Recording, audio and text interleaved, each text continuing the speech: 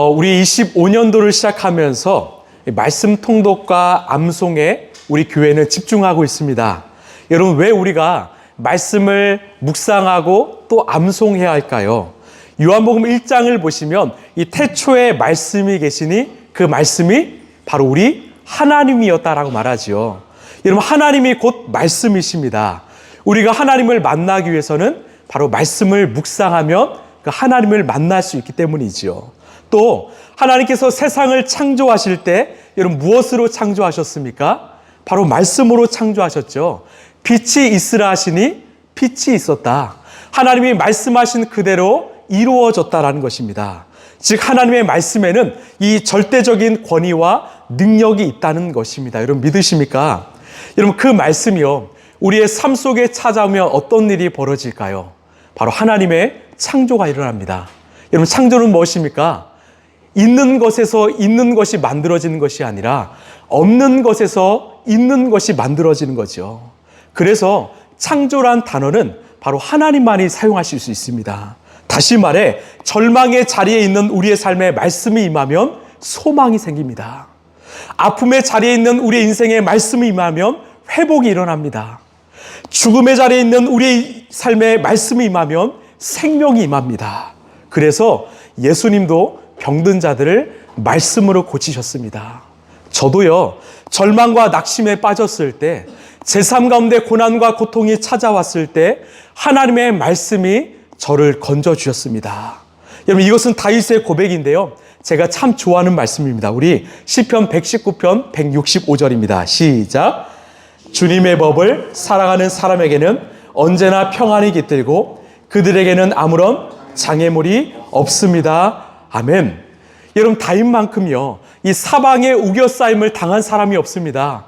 무려 15년 동안 이 사울 왕에게 쫓겨 도망 다녔고 또 아들 압살롬에게 쫓겨 다녔습니다. 도망간 도시만 무려 15군데예요. 그런 다윗이 어떻게 그 도망자의 시간 동안 이렇게 주옥 같은 시편을 쓸 수 있었을까요? 바로 하나님의 말씀이 그 삶 가운데 임했기 때문이죠.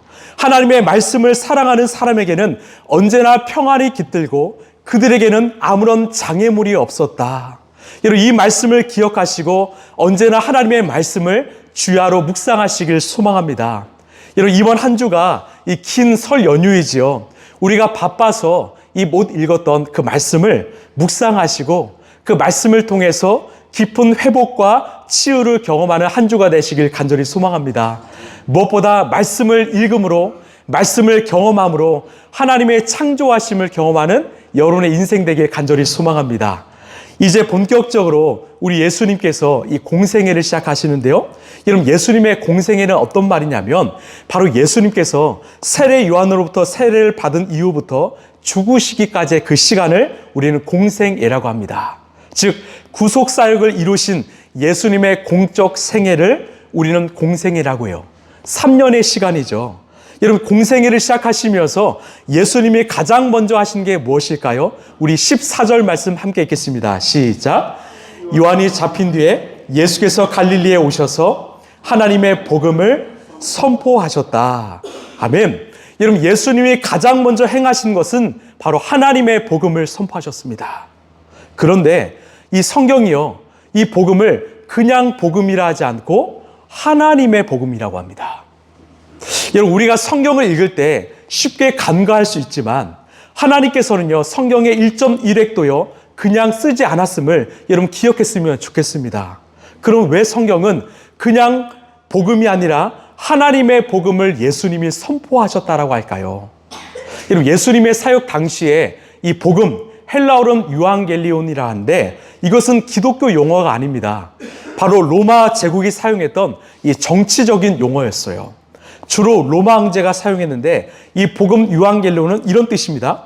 황제의 생일, 취임식과 같은 기쁜 소식, 전쟁에서 승리했다는 기쁜 소식, 황제가 이룬 업적을 말하는 이 기쁜 소식을 바로 복음 유앙겔리온이라 했죠.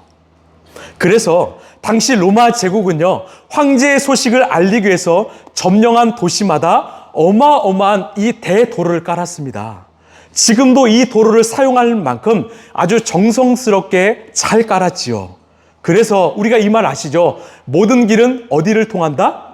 로마로 통한다. 바로 여기에서 이 말이 나온 것입니다. 또한 이 팍스 로마나라고 해서 로마 황제가 점령한 곳에는 이 평화가 임한다. 그래서 로마 제국은요, 전쟁과 점령을 정당화했습니다. 왜? 우리가 다스려야지 평화가 임하기 때문이다.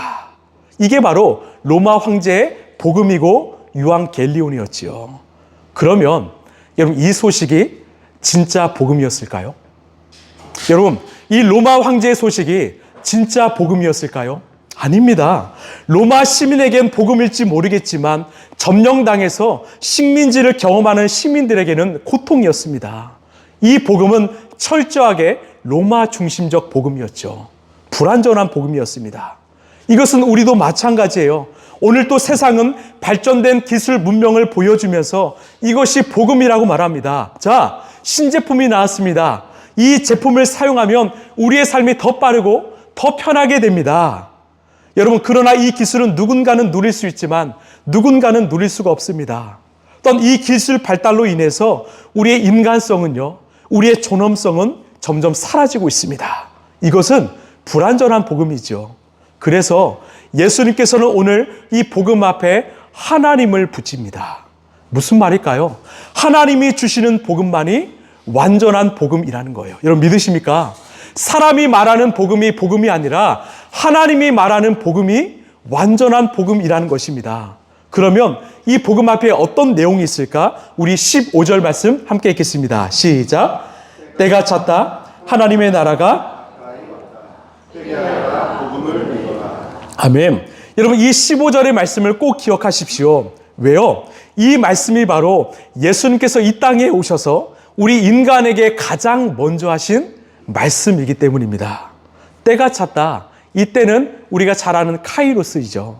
즉 하나님이 계획하신 그 때가 임했다라는 거예요. 구약 말라기에서 시작된 그 400년의 암흑의 시간이 끝나고 이제 하나님의 시간이 찾아왔다라는 겁니다. 이제 그 어둠이 걷히기 시작했다라는 거죠. 여러분, 그 시간은 어떤 시간일까요? 바로 하나님 나라입니다. 예수님이 이 땅에 오신 목적은 바로 하나님 나라를 세우기 위해서 오셨다라고 말합니다. 예수님께서 하신 모든 말씀이요, 모든 기적이요, 모든 행적은 바로 하나님 나라를 세우는 일에 초점을 맞추고 있는 거지요. 십자가에 죽으신 부활하시며 바로 하나님 나라를 위함입니다. 그래서 성경의 전체 주제는 바로 하나님 나라입니다. 그러면 우리가 이런 질문을 던질 수 있어요. 하나님 나라는 무엇일까요? 예수님이 그렇게 외치신 하나님 나라는 무엇일까요? 우리 함께 따라할까요? 하나님의 통치, 하나님의 다스림. 여러분, 우리가 생각하는 하나님 나라는 어떤 영토나 지역이나 땅이 아닙니다. 바로 하나님의 통치, 하나님의 다스림이라는 거예요. 하나님은 어디에든지 계시기에, 무소부재하시기에 우리가 한국 땅에 있든지 우리가 일본이나 베트남이나 또 볼리비아에 있든지 우리는 하나님의 다스림, 하나님 나라 안에 살고 있는 것이죠. 그런데 이 15절을 보시면 그 하나님 나라가 가까이 왔다라고 예수님이 말씀하십니다. 이 하나님 나라가 가까이 왔다, 이 문장의 시제는요, 현재 완료 수동태라고 합니다. 어떤 뜻이냐면 이미 종결된 과거 완료형과 아직 끝나지 않은 미래 완료형의 이 합성어라는 거죠. 이중적으로 사용한다라는 것입니다. 무슨 말이냐면 우리가 예수님을 믿음으로써 하나님의 다스림을 받고 있기 때문에 우리는 이미 하나님 나라 안에 살고 있습니다. 여러분, 믿으십니까? 이게 바로 과거 완료형입니다. 그래서 우리는 어디에 가도요, 하나님이 보입니다. 우리 어디에 있든지 하나님의 살아계심을 경험합니다. 제가 예전에 이 준우 형제랑 이 제주도 올레길을 걸었습니다. 하루에 30km 열심히 걸었거든요. 이 걷기 전에 아침에 이 손을 꼭 잡고요. 남자 둘이 손을 꼭 잡고 간절히 기도했어요. 하나님, 오늘도 당신의 살아계심을 경험하고 싶습니다. 오늘도 우리가 걸어가는 곳곳마다 하나님의 살아계심을 보여주옵소서. 그렇게 기도하고 걸었더니요, 여러분, 가는 길에 십자가가 보이기 시작해요. 또 걸어가는데 찬양이 들립니다. 또 표지판 뒤에 성경 말씀 스티커가 붙여 있는 것이 보여요. 또 올레길 도장을 받는 곳에 들어갔더니 그 관리하는 분이 정말 수고가 많다고 우리에게 음료수를 주시는데 어떤 음료를 준지 아십니까? 바로 프로틴, 이 단백질 음료를 주더라고요. 완전 복음이죠. 하루를 시작해서 이 잠자리에 드는 그 순간까지 얼마나 많은 하나님의 살아계심, 하나님의 임재를 경험했는지 모릅니다. 여러분, 왜 우리가 날마다 하나님의 살아계심을 경험할까요? 우리가 이미 하나님 나라 안에 살고 있기 때문입니다. 이게 바로 과거 완료형이죠. 우리가 매일 아침 기도하면서 시작할 때 우리의 삶 가운데는요, 날마다 하나님의 살아계심을 경험할 수 있습니다. 우리가 잠자리에 드는 그 순간까지 하나님은 우리와 함께 하심을 우리는 경험할 수 있습니다. 왜? 우리의 삶 가운데 하나님 나라가 이미 임했기 때문입니다. 그러나 아직 예수를 믿지 않은 사람들에게는 하나님 나라가 임하지 않았습니다. 그래서 미완료형이죠. 그렇다면 예수님이 이 땅에 오신 목적이 무엇입니까? 아직 하나님 나라에 들어오지 못한 자들을 초청하기 위해서 오신 것입니다. 그런 자들에게 이 두 가지를 요구하시는데 우리 15절 말씀입니다. 시작. 때가 찼다. 하나님의 나라가 가까이 왔다. 회개하여라. 복음을 믿어라. 아멘. 두 가지를 요구하시는데 먼저는 회개하여라입니다. 회개는 저번에 말씀드린 것처럼 단순한 죄 고백이 아니에요. 회개는 하나님을 향해서 우리의 삶의 방향을 바꾸는 것이고 내가 잘못된 것을 쥐고 있다면 놓아버리는 것이 회개입니다. 즉 나의 잘못을 내 머리로 깨닫고 내 마음으로 결단하고 내 삶으로 돌이키는 것까지가 회개라는 거죠. 두 번째는요, 이 복음을 믿으라고 말합니다. 이것은 복음이신 예수 그리스도를 믿으라는 거죠. 여러분, 여기서 믿는다라는 말은 어떤 뜻일까요? 이것은 회개와 같습니다. 우리가 아무리 입술로 내가 믿습니다, 믿음입니다, 백날 한다고 해서 진짜 믿음이 생길까요? 아닙니다. 진짜 믿음은 바로 삶의 헌신이고요, 순종입니다. 삶으로 드리는 것이죠. 머리로 믿고 가슴으로 믿는 것에서 더 나아가서 내 삶으로 드리는 행위와 헌신까지가 바로 믿음이라는 것입니다. 결국 회개와 믿음은 하나라는 것이에요. 모두 머리에서 마음에서 끝나는 것이 아니라 행동까지가 바로 믿음이고 회개라는 것이죠. 여러분, 우리 한국교회가요, 우리 예수님께서 남기신 유언인 이 마태복음 28장 19절에서 20절까지의 말씀을 열심히 지켜왔습니다. 우리 이 말씀 함께 읽어볼까요? 시작. 그러므로 너희는 가서 모든 민족을 제자로 삼아서 아버지와 아들과 성령의 이름으로 세례를 주고 내가 너에게 명령한 모든 것을 그들에게 가르쳐 지키게 하여라. 아멘. 이 말씀을 순종해서 열심히 전도했습니다. 그래서 많은 교회가 성장했지요. 밤이 되면 도시 곳곳마다 십자가가 보이지요. 그런데 이 쿼바디스라는 기독교 영화에서 이런 대사가 등장합니다. 이 미국 상원의 채플 목사였던 그 리처드 헬버슨 목사님의 이 말을 인용했는데요. 잘 들어보세요. 교회는 그리스도로 이동해 철학이 되었고 로마로 옮겨가서는 제도가 되었다. 그 다음에 유럽으로 가서 문화가 되었고 마침내 미국으로 왔을 때 교회는 기업이 되었다. 영화에서 이 문장이 등장합니다. 그리고 한국에 와서는 대기업이 되었다. 참 이 말이 부정할 수 없기 때문에 참 속상합니다. 여러분, 기독교는 종교가 아니죠. 기독교는 그리스도와의 만남이죠. 기독교는 생명이고 진리고 복음입니다. 우리가 열심히 전도해서 교회가 성장했지만 여전히 세상의 지탄을 받는 이유는 바로 복음의 본질인 회개와 믿음을 잃어버렸기 때문입니다. 우리의 삶으로 고백하고 삶으로 드리는 그 고백이 사라졌기 때문이지요. 그래서요, 저는 이 시대에 이 말씀이 회복되어야 된다고 생각합니다. 우리 마태복음 16장 24절입니다. 시작. 그때 예수께서는 제자들에게 말씀하셨다. 누구든지 나를 따라오려거든 자기를 부인하고 제 십자가를 지고 나를 따라오너라. 아멘. 여러분, 아멘이십니까?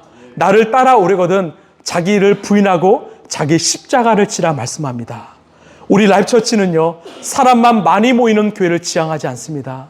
우리 라이프처치는 진정한 제자가 모이는 교회를 지향합니다. 예수를 따르는 진정한 제자를 세우는 그 교회를 지향합니다. 그래서 우리는 날마다 자기를 부인하고 자기 십자가를 지는 훈련을 날마다 해야 합니다. 그때 예수님이 이 땅에 오신 목적인 하나님 나라가 세워지기 때문입니다. 여러분 아멘이십니까? 그런데 중요한 것은 그 다음입니다. 예수님께서 이 땅에 오신 목적인 하나님 나라를 선포하신 다음에 어떤 행위를 하셨을까? 어떤 커다란 성전을 지으셨을까요? 아니면 사람들을 많이 모으기 위해서 좋은 세미나와 프로그램을 여셨을까요? 아닙니다. 오늘 제가 주목한 것은 바로 예수님의 행동인데요. 바로 하나님 나라를 선포하신 뒤에 그 나라를 함께 세워갈 동력자들을 불러주셨다는 거예요. 제가 이 모습에 얼마나 감동을 받았는지 모릅니다. 우리 예수님은 하나님이시죠. 이런 하나님이시기 때문에 하나님 나라를 세우는 거 어렵지 않습니다. 그런데 우리 예수님은 함께할 동력자를 먼저 세우셨다라는 거죠. 우리 16절 말씀 함께 읽겠습니다. 시작. 예수께서 갈릴리 바닷가를 지나가시다가 시몬과 그의 동생 안드레가 바다에서 그물을 던지고 있는 것을 보셨다. 그들은 어부였다. 아멘. 예수님은 그 하나님 나라를 선포하신 뒤에 갈릴리 바닷가에 가셔서 시몬 곧 베드로와 그의 동생 안드레가 그물을 던지는 모습을 보셨습니다. 이들은 어부였습니다. 이들에게 무엇이라 말씀하시는가? 우리 17절 말씀 함께 읽겠습니다. 시작. 예수께서 그들에게 말씀하셨다. 나를 따라오너라. 내가 너희를 사람을 낚는 하겠다. 아멘. 여러분, 제자는 누구일까요? 바로 제자는 예수님을 따라가는 사람입니다. 제자는요, 세상을 따라가지 않고요, 부와 명예를 따라가지 않고 바로 예수님을 따라가는 사람입니다. 여러분, 예수님을 따라간다는 말은 어떤 의미일까요? 바로 예수님의 생각, 예수님의 가치관, 예수님의 삶을 따른다는 말입니다. 결국 자기를 부인하고요, 자기 십자가를 지는 사람들이지요. 그럼 왜 예수님은 당신을 따라오라고 말씀하셨을까요? 바로 내가 너희를 사람을 낚는 어부가 되게 하겠다 말씀하셨기 때문입니다. 여러분, 이들은 어부였습니다. 그런데 어떤 어부예요? 지금까지는 물고기를 낚는 어부였습니다. 그런데 제자가 되면 물고기가 아니라 바로 사람을 낚는 어부가 된다라는 거죠. 저는 이 장면을 주목했습니다. 지금 베드로와 안드레는 일평생 어부로 살아왔습니다. 그런 그가 예수님을 만나고 자신의 직업을 버렸을까요? 자신의 직업이 완전히 바뀌었을까요? 아닙니다. 그대로 어부입니다. 그런데 그 속 내용이 바뀌었습니다. 지금까지는 이 물고기를 낚는 어부였다면 이제는 바로 사람을 낚는 어부가 되었다라는 거죠. 여기에 우리 그리스도인들의 과제가 있습니다. 여러분, 이 예수님의 콜링 부르심이 어디에서 일어났습니까? 교회 예배당 아닙니까? 아니면 저 산속의 기도원입니까? 아닙니다. 우리의 일상의 자리, 삶의 현장에서 일어났습니다. 즉, 직장인들은 직장에서요, 가정주부는 가정에서, 학생들은 학교에서 일어나는 것입니다. 결국 내가 제자가 된다는 것은요, 내가 살아가는 삶의 현장을 다 버리고 떠나라는 말이 아닙니다. 지금 내가 머문 자리, 삶의 현장이 바로 새로운 소명의 현장이 된다는 것입니다. 여러분 믿으십니까? 제가 일본에 이 나가사키에 집회를 인도했을 때 한 청년이 예배 후에 저에게 찾아왔습니다. 이 청년이요, 그 자리에서 예수님을 뜨겁게 만났어요. 정말 예수님을 뜨겁게 사랑했습니다. 이 청년이 제게 찾아와서 이런 말을 하는 거예요. 목사님, 하나님, 예수님이 제 가운데 찾아오셔서 혹시 제가 이 신학을 해야 될까요? 이런 고민을 말하길래 제가 이야기했습니다. 형제님, 우리 하나님은 우리의 일상을 참 사랑하십니다. 하나님께서는 이 교회를 이끌어갈 목회자도 필요하시지만 무엇보다 이 세상의 빛과 소금이 되어줄 이 제자를 찾고 계십니다. 일상의 자리, 삶의 현장에서 이 복음을 전하고 살아갈 이 제자를 찾고 계십니다. 우선 형제님께서 일상의 자리에서 이 복음을 전하는 이 제자가 되어주지 않으시겠습니까? 그러면 우리 주님께서는 우리 형제님의 삶을 인도하실 것입니다. 혹시 여러분 가운데 이 직장인이 계십니까? 그럼 직장 선교사가 되어 주십시오. 가정 주부가 있습니까? 가정의 선교사가 되어 주십시오. 학생이 있습니까? 학원 선교사가 되어 주십시오. 그때 주님께서 우리의 삶을 인도하시라 믿습니다. 이 서울대 심리학과 최인철 교수의 이 책인 프레임이란 책이 있는데요. 이런 내용이 있습니다. 한 환경 미화부가 있는데 이른 새벽부터 먼지를 뒤집어 쓰고 이 쓰레기통을 치우면서 거리를 깨끗하게 청소했습니다. 힘든 일이지만 늘 기쁨으로 그 일을 감당했는데 한 젊은이가 그분을 찾아가서 이렇게 말했습니다. 힘들지 않으십니까? 그때 그분이요, 웃으면서 이런 대답을 했다고 해요. 저요? 전혀 힘들지 않습니다. 왜냐하면 저는 지금 지구의 한 모퉁이를 청소하고 있기 때문입니다. 제가 이 글을 보고 참 놀랐습니다. 우리가 생각하는 이 미화원은 그냥 거리를 청소한다고 생각할 수 있지만 이분은 그렇지 않았습니다. 나는 지구의 한 모퉁이를 청소하고 있습니다. 여러분, 이것이 바로 우리 크리스찬의 사명이 아닐까요? 크리스찬의 부르심이 아닐까요? 하나님이 나를 다스린다면 지금 내가 하고 있는 일이 비록 작은 일일지라도 그 일에 위대한 하나님의 부르심과 소명이 있지 않을까요? 우리가 비록 작은 거리를 청소하고 있지만 아닙니다. 하나님의 그 지구의 한 모퉁이를 청소하고 있다는 그 마음, 그 뜻이 우리의 삶 가운데 있지 않을까요? 누군가는 저에게 이렇게 말했습니다. 목사님, 제가 하나님 나라를 위해서 크게 쓰임받고 싶은데 큰 일을 해야 되는데 지금 저는요, 이 공장, 이 작은 곳에서 일하고 있어요. 제가 말했습니다. 우리가 믿는 하나님은 만유의 주이십니다. 세상의 주인이십니다. 우리의 작은 몸부림을 하나님께서는 사용하십니다.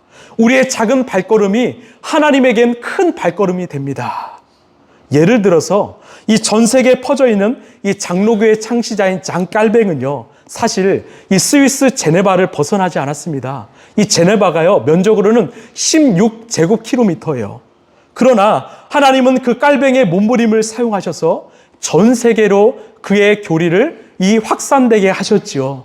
우리가 잘 아는 사도 바울이요, 그가 다녔던 곳은 사실 지중해 연안밖에 되지 않았습니다. 전 세계로 보면 아주 극히 일부분이지요. 그러나 하나님은 그 작은 사도 바울의 몸부림을 사용하셔서 전 세계로 복음을 확산시키셨다라는 겁니다. 우리는 그 하나님을 믿습니다.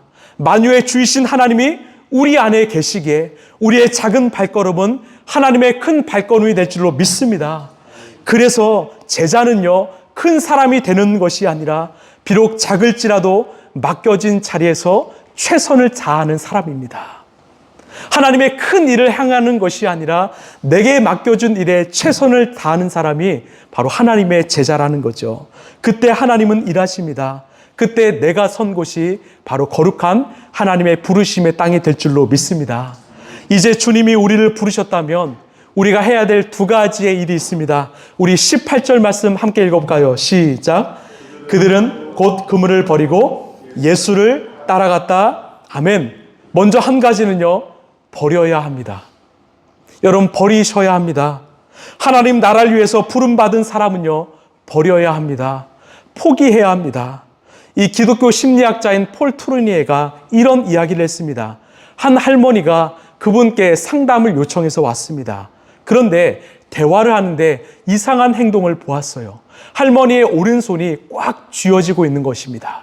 그래서 이 폴 투르니에가 물었습니다. 할머니, 그 손에 무엇이 있길래 이렇게 꽉 쥐었습니까?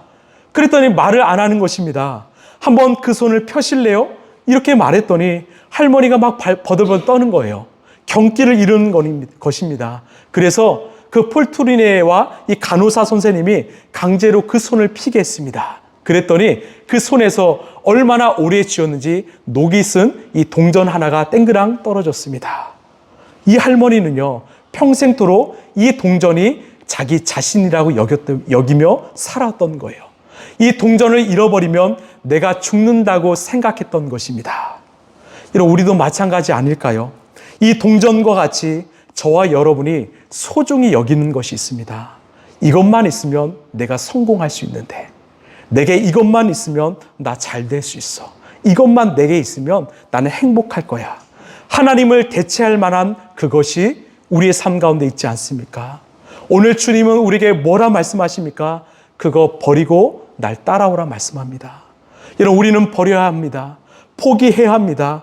그리고 그 자리를 예수 그리스도로 채워야 합니다. 이것이 바로 우리가 따라야 될 가치관의 변화이죠. 지금까지 베드로와 안드레의 주인은 바로 자기 자신이었습니다. 자기 힘과 뜻대로 살아왔습니다. 그러나 예수님을 만난 후에는 그 그물을 버렸습니다. 즉 가치관이 변한 거지요. 내가 내 삶의 주인이 아니라 예수님이 삶의 주인이 되신 것입니다. 우리도 마찬가지입니다. 우리 주님이 우리를 제자로 부르셨다면 이제는 나는 죽고 여러분 예수님으로 사셔야 합니다. 예수님을 내 인생의 주인으로 삼으셔야 합니다. 이것이 바로 가치관의 변화이지요. 그래서 많은 삶의 선택의 순간이 찾아올 때마다 우리는 이렇게 질문했으면 좋겠습니다. 예수님이라면 과연 어떻게 하셨을까? 예수님이라면 어떤 행동을 하셨을까? 이 선택과 행동이 예수님께 영광이 될 수 있는가? 나의 결정이 하나님 나라를 세울 수 있는 그런 발걸음이 될 수 있는가? 여러분 예수님을 주인 삼고 정말 예수님보다 더 사랑하는 것들이 있다면 과감하게 버리는 오늘 이 아침이 되길 소망합니다. 또한 두 번째가 있다면 바로 즉각적인 순종입니다. 18절을 보면 곧 그물을 버리고 예수를 따라갔다라고 말합니다. 성경은 곧이라고 말합니다. 그 말을 들은 즉시 순종했다라는 거죠. 다시 말해서 예수님의 말씀에 계산기를 두드리지 않고 즉시 순종했다라는 거예요. 여러분 사실 우리가 오랫동안 신앙생활을 하면요, 이 곧이라는 말을 내 삶에 적용하기 참 쉽지 않습니다. 나이가 들면 들수록 이 즉시 순종하는 거 사실 쉽지 않습니다. 왜요? 주님의 말씀은 정답이지만 바로 지금 내 삶의 현실과 상황 때문이죠. 내가 가진 것이 너무나 아깝고요. 내가 누렸던 삶이 너무나 아까운 겁니다. 내가 오랫동안 쌓아왔던 내 명예와 인기와 자리를 포기하기가 쉽지 않은 것입니다. 그런데 오늘 예수님은 뭐라 말씀하십니까? 얘들아, 때가 찼고 하나님 나라가 가까이 왔다. 지금은 하나님이 역사하실 카이로스의 때야. 지금은 나를 따라올 때야. 너희를 버리고 나를 쫓을 때야. 나를 위해서 즉시 순종하지 않겠니? 오늘 말씀을 듣는 가운데 여러분 가운데 어떤 감동을 주십니까? 어떤 결단을 주십니까? 평소에도 주님께서 나를 부르셨는데 혹시 내가 미루진 않았습니까? 혹시 내가 그 말씀을 거부하진 않았습니까? 오늘 우리가 믿음으로 순종하길 원합니다. 주님께서 놓아버리라 한다면 즉시 버리고 주님을 따르길 간절히 소망합니다. 이 제 개인적인 이야기를 하게 됨을 양해해 주시길 바랍니다. 오늘 말씀을 준비하면서 이 교회 개척을 하면서 1년의 시간을 한번 돌아보았습니다. 저는요, 사실 광성교회라는 이 큰 교회에 있을 때 일찍이 이 개척에 대한 마음이 있었습니다. 이 수백 명의 학생들을 담당했지만 제가 한 영혼 한 영혼에 대한 마음을 잃어버리는 것을 보면서 정말 위기감이 찾아왔고 그때부터 나는 한 영혼 한 영혼을 사랑하고 싶은 그 마음으로 개척을 결단했습니다. 하루는 정말 잘 사역을 하고 있었는데 이 부산의 한 교회에서 이 저를 정말 부르는 그 사역 요청이 있었습니다. 저는 부산을 가본 적이 없었습니다. 심지어 저희 교단도 아니었고요. 그곳에는 건물도 없었습니다. 마음으론 거부했지만 그래도 예의상 제가 기도는 해보겠습니다. 이렇게 말하고요. 이 새벽 기도에 나와서 기도하고 있는데 우리 하나님께서 이 제 편이 아니시더라고요. 울고 있는 영혼을 막 보여주시는 건데 제가 거부할 수가 없었습니다. 그리고 이 즉시 순종했습니다. 감사하게도 가족들도 동의해 주었습니다.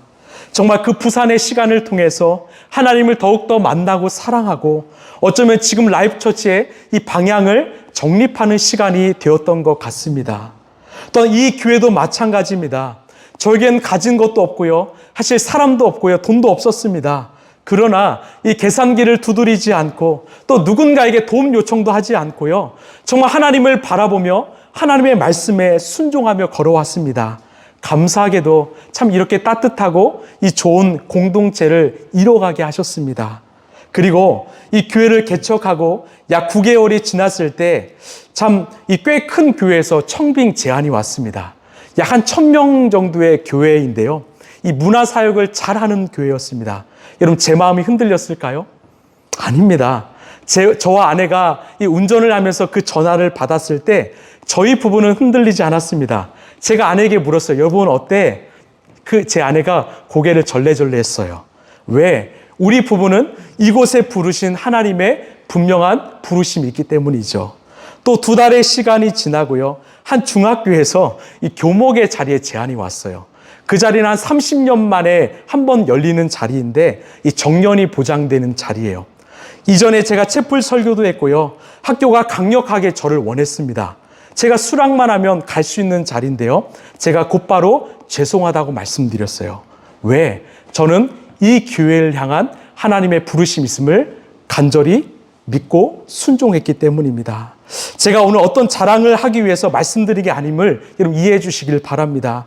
저는요, 정말 간절히 원하는 것은 그 하나님의 부르심 앞에서 이 계산기를 두드리고 싶지 않습니다. 하나님의 부르심에 순전한 마음으로 즉각 순종하고 싶습니다. 그래서 이 라이프처치는 저에겐 정말 소중한 가족이고 생명이고 사랑의 공동체입니다. 하나님께서 이 시대에 필요한 하나님 나라를 세워가길 바라는 하나님의 꿈, 비전이 저는 이곳 가운데 있음을 저는 믿습니다. 이것이 바로 우리 주님이 주신 마음이지요. 여러분도 마찬가지 아닐까요? 여러분이 살아가면서 세상이 주는 아름다운 화려한 그물이 있을 줄도 압니다. 여러분 그 그물을 우리가 만지작거리지 않길 바랍니다. 이것도 만져보고 저것도 만져보면서 어떤 그물이 더 좋은가, 이 괜찮은 것을 선택하는 것이 아니라 정말 기도하면서 예수님이 주시는 그 마음이 있다면 여러분 즉각 순종하시길 바랍니다. 그 작은 순종에 주님께서는 놀라운 은혜와 역사를 이루시리라 믿습니다. 오늘 말씀을 마무리하면서 제가 참 감사한 것은요, 우리 예수님은 하나님이시죠. 세상을 창조하시고 다스리시는 하나님이시죠. 저는 이런 생각을 해봤습니다. 아니, 예수님 혼자 하나님 나라를 만드시면 가장 편하지 않았을까?